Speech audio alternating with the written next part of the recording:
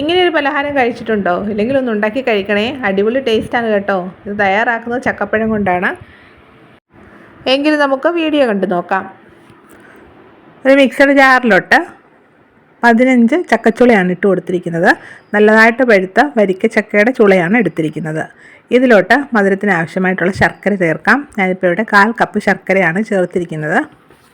അഴുക്കില്ലാത്ത ശർക്കര ആയതുകൊണ്ട് നമ്മൾ അങ്ങനെ ഇട്ട് കൊടുത്തിരിക്കുകയാണ്. ഇപ്പോൾ അഴുക്കൊക്കെ ഉള്ള ശർക്കരയാണെങ്കിൽ സ്വല്പം വെള്ളം ഒഴിച്ചു കൊടുത്ത് ഒന്ന് തിളപ്പിച്ച് അരിച്ചൊഴിച്ചു കൊടുക്കണം കേട്ടോ. ഇനി ഇതിലോട്ട് 4 ഏലക്ക തൊലി കളഞ്ഞത് ഇട്ട് കൊടുക്കാം. കൂടാതെ ഇതിലോട്ട് നമ്മൾ ഒരു 1/2 ടീസ്പൂൺ ജീരകം കൂടെ ചേർക്കുന്നുണ്ട്. ഇനി ഇതിലോട്ട് 2 നുള്ളു ഉപ്പുപൊടിയും കൂടെ ചേർത്ത് കൊടുത്തിട്ട് നല്ലതായിട്ട് ഇതൊന്ന് അരച്ചെടുക്കണം. വെള്ളമൊന്നും ചേർക്കാതെ അരച്ചെടുക്കണേ. ഇതാ ഇതുപോലെ നല്ല സ്മൂത്തായിട്ട് ഇത് അരച്ചെടുത്തിട്ടുണ്ട്. ഇതൊരു പാത്രത്തിലോട്ട് മാറ്റാം. ഇനി ഇതിലോട്ട് അരിപ്പൊടി ചേർത്ത് കൊടുക്കാം. ഇടിയപ്പത്തിനും പത്തിരിക്കൊക്കെ എടുക്കുന്ന വറുത്ത അരിപ്പൊടി ഉണ്ടല്ലോ, അതാണ് ചേർത്ത് കൊടുക്കുന്നത്. ആദ്യം 1 കപ്പ് അരിപ്പൊടി ചേർത്ത് കൊടുക്കാം.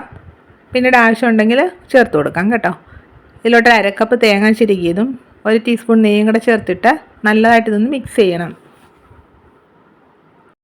ഈ മാവ് കുറച്ച് ലൂസായിട്ടാണ് ഇരിക്കുന്നത്, അതുകൊണ്ട് കുറച്ച് അരിപ്പൊടിയും കൂടെ ചേർക്കാം. 1/2 കപ്പ് അരിപ്പൊടിയും കൂടെ ചേർക്കുന്നുണ്ട്. കുറേശ്ശെ ഇട്ട് കൊടുത്തിട്ട് ഒന്ന് കുഴച്ചെടുക്കണം. ചക്കപ്പഴത്തിൻ്റെ നനവനുസരിച്ച് ചേർക്കുന്ന അരിപ്പൊടിയുടെ അളവ് കൂടുകയോ കുറയുകയോ ചെയ്യാം കേട്ടോ. 1/2 കപ്പ് അരിപ്പൊടി ചേർത്ത് കൊടുത്ത് നല്ലതായിട്ട് ഇതൊന്ന് കുഴച്ചെടുത്തു. ഇനി ഇതിൽ നിന്ന് കുറേശ്ശെ എടുത്തിട്ട് ഒന്ന് ഉരുട്ടിയെടുക്കാം. ചക്കപ്പഴം വെച്ചിട്ടൊരു അടിപൊളി കൊഴുക്കട്ടയാണ് നമ്മൾ തയ്യാറാക്കുന്നത്. ഇതേ രീതിയിൽ ഒന്ന് ഉരുട്ടിയെടുത്തിട്ടുണ്ട്. ഇതുപോലെ ബാക്കിയുള്ളതെല്ലാം ഒന്ന് ചെയ്തെടുക്കണം. എല്ലാം ഇതേ രീതിയിൽ ഒന്ന് ഉരുട്ടിയെടുത്ത് വെച്ചു. ഇനി ഇത് ഇഡലിത്തട്ടി വെച്ച് ആവി കയറ്റി ഒന്ന് വേവിച്ചെടുക്കാം. അതിനുവേണ്ടി സ്റ്റൗ കത്തിച്ച് ഒരു ഇഡലിത്തട്ടും വെച്ച് കൊടുത്തു. അതിൽ കുറച്ച് വെള്ളം വെച്ച് തിളപ്പിച്ച് ഒരു തട്ടും വെച്ച് കൊടുത്തു.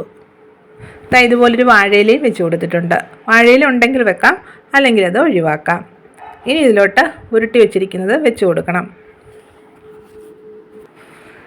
ഇതെല്ലാം വെച്ച് കൊടുത്തതിന് ശേഷം ഇതിൻ്റെ മുകളിലോട്ട് കുറച്ച് തേങ്ങ ചിരകിയതും കൂടെ ഒന്ന് ഇട്ട് കൊടുക്കാം. ഈ തേങ്ങയുടെ കൂട്ടി കഴിക്കുമ്പോഴേ ഒന്നുകൂടി ടേസ്റ്റ് ഉണ്ടാവും.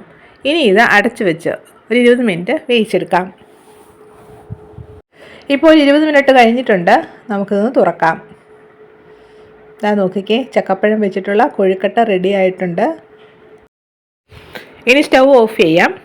എന്നിട്ട് ഇത് കുറച്ച് തണുത്തതിന് ശേഷം കഴിക്കാം.